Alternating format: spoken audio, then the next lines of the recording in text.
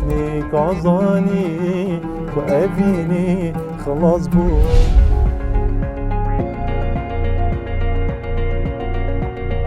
يا شريس النوت مشتلمت لا؟ سڵاوتان لێبێت و تەندروست باش بن لە بەرنامەی کۆوارەوە بە هیممەتی هونەرمەندان و نووسەرانی کورد هاتوینەتەوە لاتان بۆ ئەم ئەڵلقەیەش نوێترین بەرهەمەکانیان و چۆنیەتی بەردەوامبوونیان لە سەردەمی کۆرۆنا بۆ ئێوەی خۆشەویست دەخەینە ڕوو.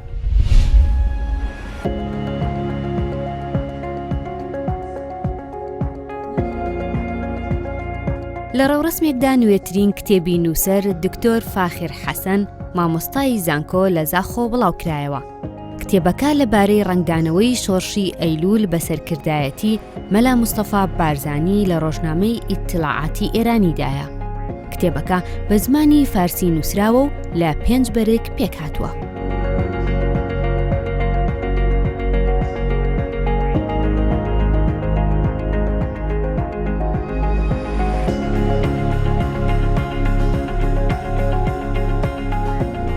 پرتوکه کوب زمان فارسیاتی نویسینی بناو باستاب قیام ایلول برابری ملا مصطفی بارزانی در روزنامه اطلاعات واتا رنگ ودان شورش ایلول برابری ملا مصطفی بارزانی ات روزنامه اطلاعات 1961 حتی 1975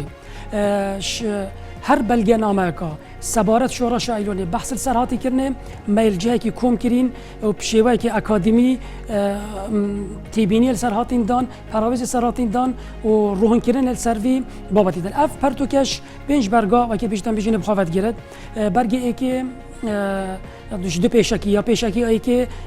مش 25 لا پارا پیکات یا کش جدارت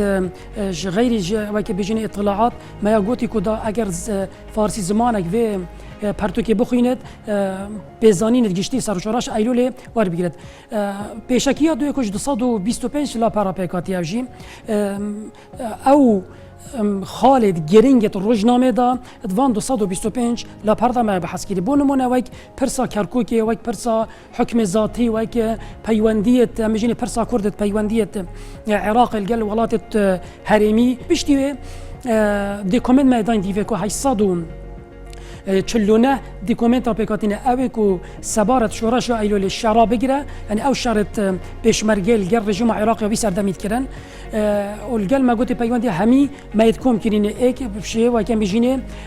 یه روزانه یعنی تاریخی ام بجینه میدان دیوک حتی کو 2 ماهی روز کو یا سال 1975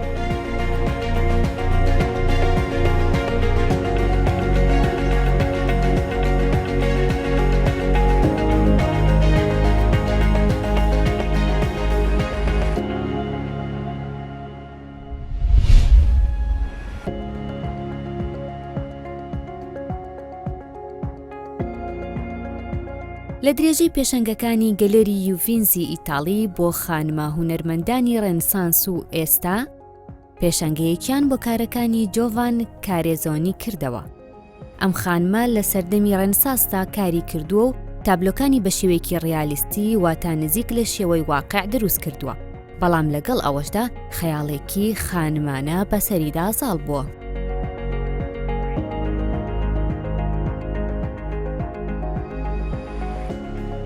Palazzo Pitti reopens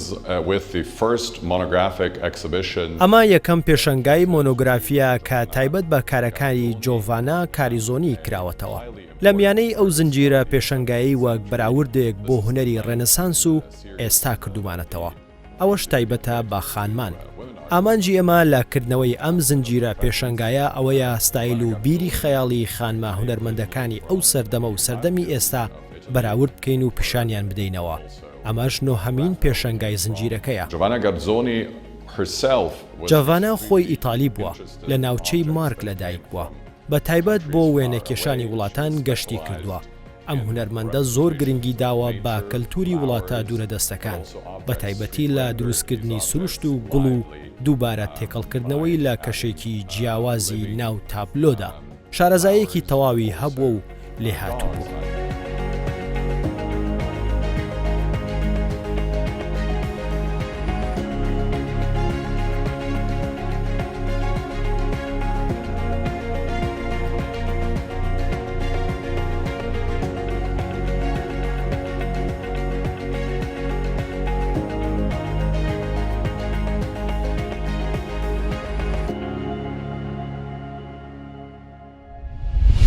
شانۆ هەر لە سەرەتایی دروستبوونیەوە بە مەبەستی گەیاندنی کێشەکانی کۆمەڵگە بووە. لەم بڕگەیەدا ئەحسان عوسمانی شانۆکاری دوورە وڵات باس لە چۆنیەتی هاوسەنگی نێوان کارکردن لە شانۆی کوردی و ئەڵمانی دەکات. ئەحسان خەڵکی دهۆکە و توانیوێتی کارە شانۆیەکانی بەناو ئەڵمانیەکاندا بڵاو بکاتەوە. ئەو دەڵێت کوردبوون لە کارەکانی مندا دیارە و ناتوانم جیای بکەمەوە. Nicht lernt, no?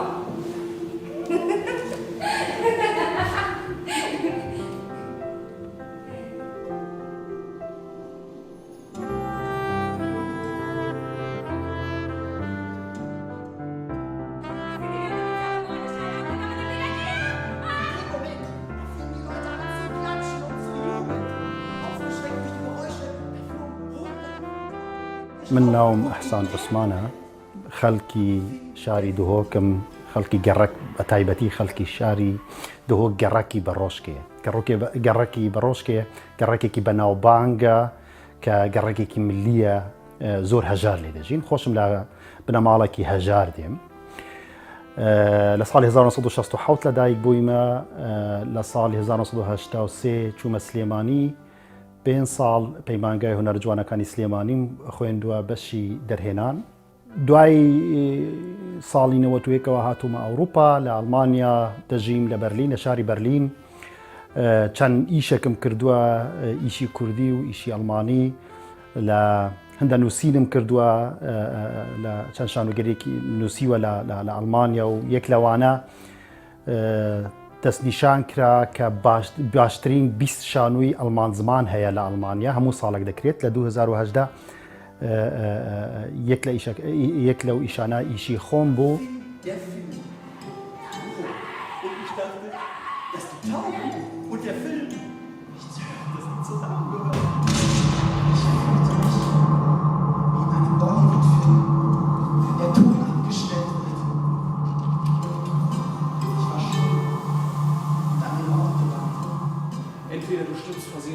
لە ئەڵمانیا من ئەندامی ITI عالەمی بڵێن پەیمانگای جیهانی شانۆ لە ئەڵمانیا 83 کەس بە تەنیا ئەندامن من خۆم یەک لەو ئەندامانم ئەم ساڵانی ئەخیر ینی بڵێن پێش 2 ساڵ منیان هەڵبژارد بوو ئیدارە ینی هەیە ئیداری ITI-مە ئەم پرسیارەی کە جەنابەت کردی زۆر جاران لەوێ لێم دەکرێت دەڵێ ئەحسان تۆ یان کورد یان ئەڵمان یعنی یان بۆ هونەری کوردستان دەکەیت یان ئەبوو ئەڵمان بۆ تو دوو ئەرکی ئەوە نییە کە دژ بن بەڵێن ئەمە دوو ئەرکێکی زەحمەتە تو یان ئەبێ هەموو هێزی خۆت لەوە سەرف بکەیت کە لە ناو شانووی ئەڵمانیدا خزمەتێک بگەینیت یانش ئەبێ هەموو هێزی خۆت بکەیتە شانووی کوردیە و لە هونەری کوردیدا سەرف بکەیت بەڵام من ناتوانم کە 50 ساڵ هزرکردنم لە کوردستان بێت هەموو کێشەکانی من کە مناڵێک لە کوردستانش بگرێت یان برسیەک لە کوردستان یان تۆپێک لە کوردستان بکەوێت لێرە ئازارم دەدا ناتوانم خۆم لەمە ڕزگارکەم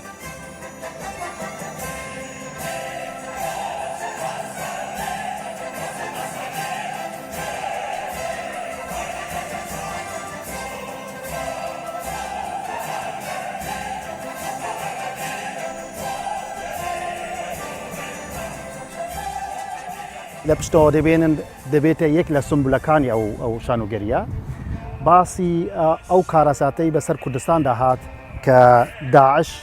هات چەندین ئافرەتی ئێمەی برد و لە کەمپێک تەوزیعیان دەکرد باسی ئەو ماساتە دەکات بەشداریمان کرد لە فستیڤاڵی ویسبادن 2015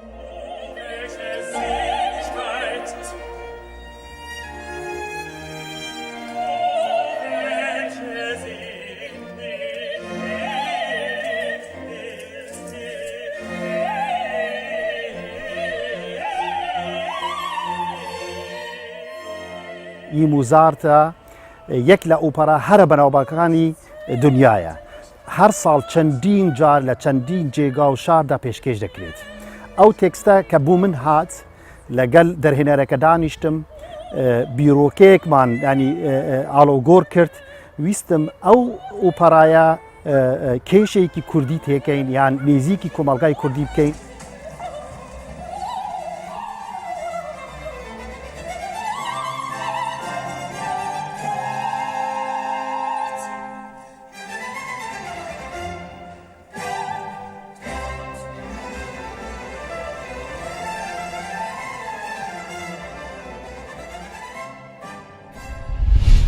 کۆرۆنا کاریگەری بەسەر زۆربەی سێکتەرەکانی ژیانەوە هەیە. ئەدەب و هونەر پشکی شێریان بەرکەوتووە و ڕۆژانە هەست بە گۆڕانکاریەکانی کارکردن و نووسینی نووسەران دەکەین.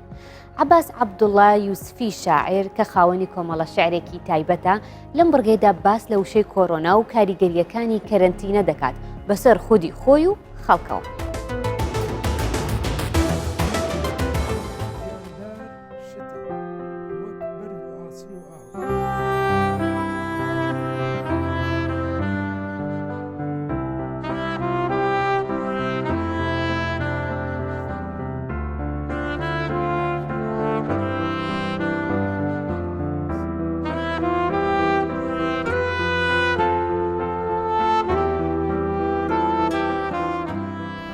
کەرنتینە کەلیمەیەکی با بڵێن چەسپاویشە نێزییشە بەس من دوو شەم دانایە یەک دابڕگا مەسەرەن دابڕگەی تەندروستی یان دابڕێنەی تەندروستی دەتوانین بڵێن جیهان پاش کۆرۆنا جیهان پێش کۆرۆنا زۆر شت دەگۆڕێ زۆر شت ئەوە دەبیتن جا ئەدەبی شێک لەو بابەتانەیە کە گۆڕانکاری بەسەردادێ ئەگەر ڕۆمان بی ئەگەر کورتە چیرۆک بی هەروەها مەسەلەن لە هونەر سەمابی یان ئەوانە بیتن ئەوە تەسیراتیە تەسیراتەکە ئێستاکە هەمووی لە دابڕگەیە.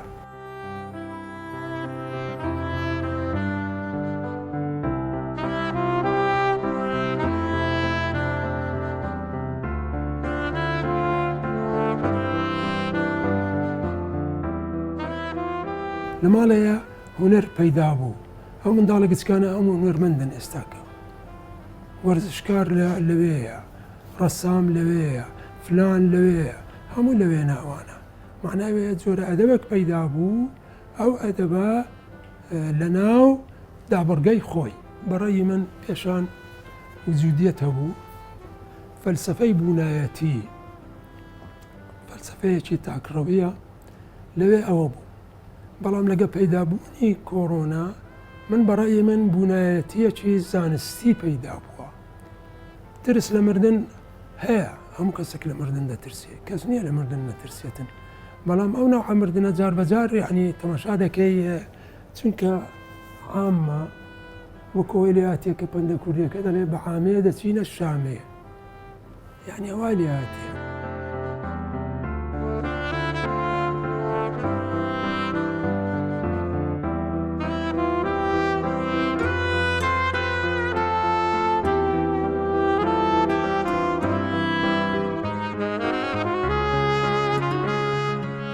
کتێب ناتانم وەی لێ هات مەسەلەن بە درێژایی تەمەن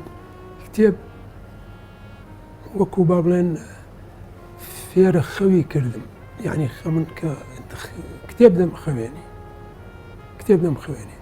ئەو ماوەیە تقریبا زیاتر بایەخم بە زمانی کوردی دەدا پێشتری شەر بایەخمدایە بەس ئەو جارە زۆر یعنی بە تەواوەتی ویستم بگەمە ئاستەچی با بڵێن لە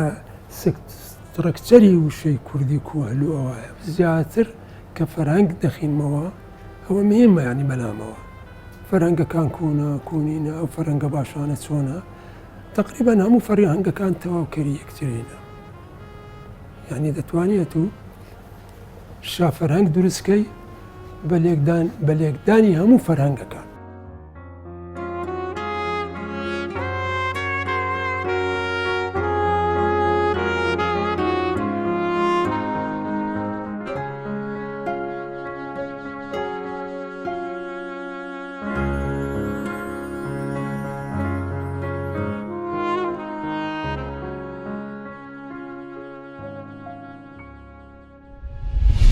تەمەنێک لە دەنگێکی پڕ لە هەست و خۆشەویستی لە باژێری دهۆکەوە گۆرانی دەڵێت و وەک خۆی دەڵێت گۆرانی وەک خوێن بە ناوجەستەمدا دێت و دەچێت.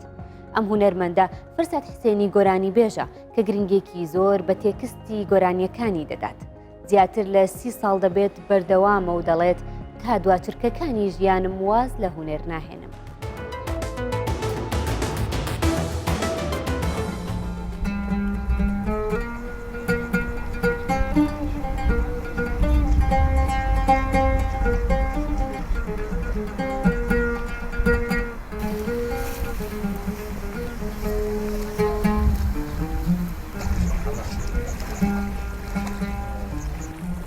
ساڵا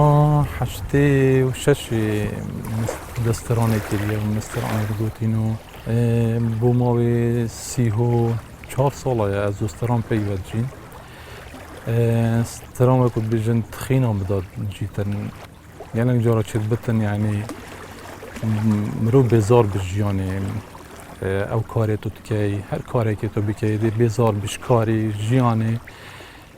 hewldanê deyê belkî jê dîrkevî ew dî bes yani ez nabijme te ez ê ketîme vê qonaxê bes ez neçûyeme yani ji stranê dîrkevim stran ku dibêjin tixînan bidat jîtin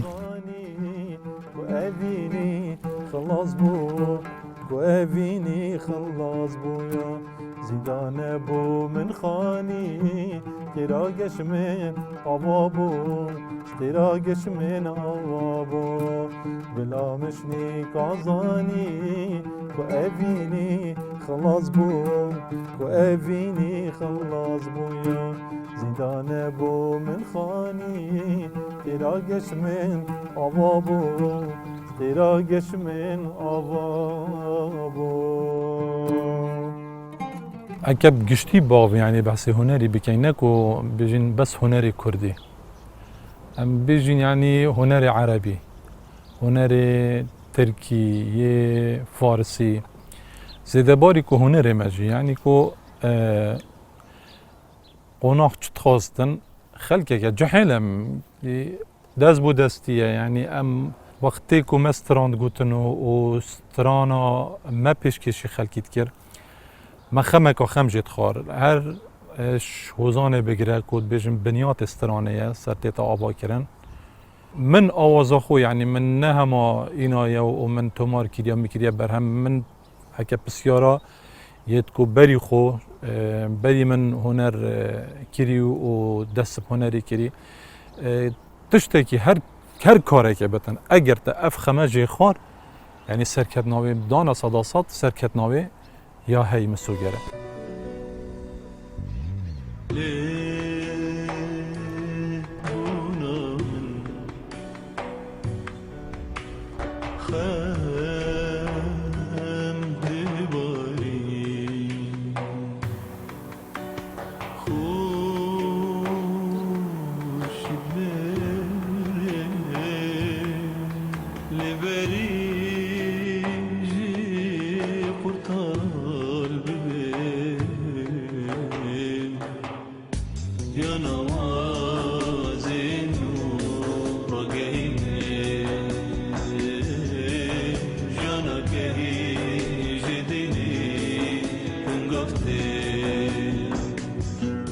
وکونا بیجی تو دی چه بازاره کی یا دی چه مارکته کی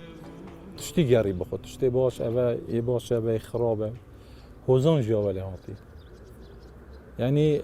او هوزان وانت که ما هنگی تکلیل گلد که رو هوزان بو مچت کرد انا زانم یعنی او جی دیر کتن وکیمه گیرو بو نامه آنجی که دیر کت نامه او هر چنده یعنی هم دیر نکتین هم دیر بردوام بید کار خدا چجارا جی من هزل به چنده نکیده که ده هنری خویلم از هری بردوام و ده حوال هنری بمو استرانه بمو دلگلجیم حتی 2 ماه هیک روژا خود بجناتك شيا كي خمتيري دابن بسكا دار مازينا دابن بسكا دار مازينا اردو جا وكيشي نبقدي متاجرتينا برادلا بوكيتا خابر استكازيرينا دووربوون لە وڵات و هەستکردن بە نامۆبوون لە کولتوری نوێ و تێکەڵبوون بە نەتەوەی جیاواز زۆر جار هەستی کوردایەتی بەهێزتر دەکات بە تایبەتی لە لای نووسەران و ڕۆشنبیران. ئومێد مەحموود یەکێکە لەو نووسەرانەی ماوەی 25 ساڵە لە وڵاتی ئەڵمانیا دەژی ئەو هەر لە دەستپێکی ئەزمموی نووسینەوە هەستی نیشتیمان پەروەری تایدا دەرکەوتووە بەڵام لە دوای کۆچکردنی دۆزی کورد بووەتە بابەتی سەرەکی کتێبوو لێکۆڵینەوەکانی. هەبوونی دەوڵەتێکی سربەخۆی کوردی و بەهێزبوونی بە پێویستیەکی گرنگ دەزانێت.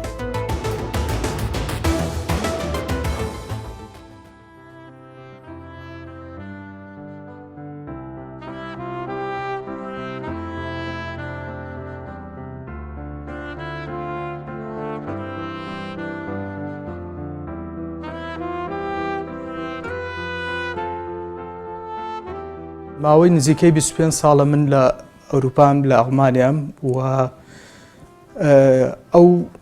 بیرۆکە ئەساسی کە خۆمان هەمان بوو بۆ دامەزرانی دەوڵەتی کوردستان و بیرکردنەوە لە ڕزگاربوونی کوردستان لێرە زیاتر بە نیسبەت زۆربەی زۆری خەڵکەوە خەستە بێتەوە لەبەرەوەی کە تۆ دێیتە دەرەوەی وڵات زیاتر ئێمە بەجەستە لە دەرەوەی وڵاتین بەناخ لە ناوەی وڵاتین و زیاتر هەست بۆ ڕزگاربوون و هاوتاییبوونی گەلی کورد بە دەوڵەتەکانی تر و بە میلەتەکانی تر ئەبینیت.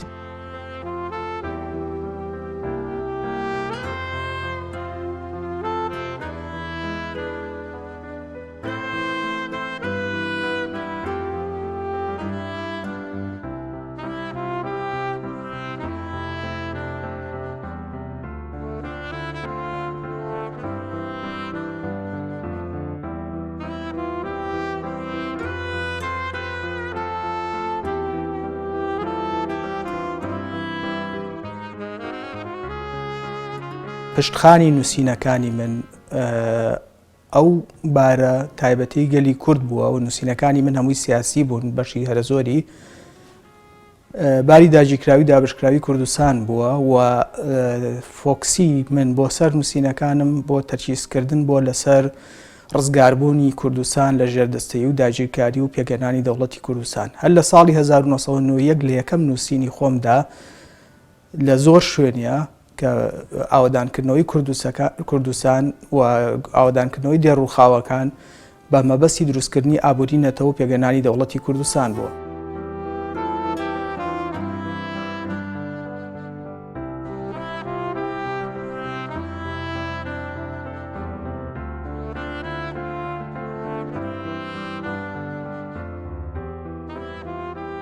نووسینی دووەمم لە هەمان ساڵدا لەسەر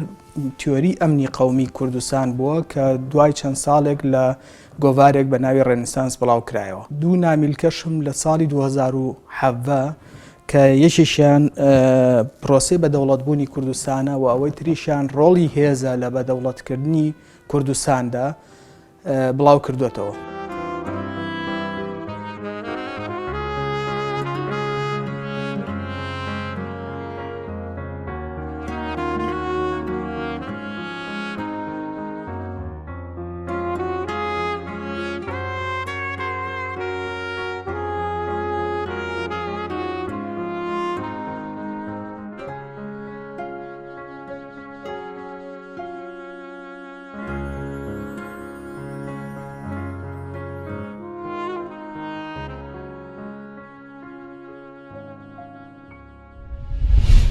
هەر لە بارەی ڤایرۆسی کۆرۆناوە ئۆپێرا دەڵێت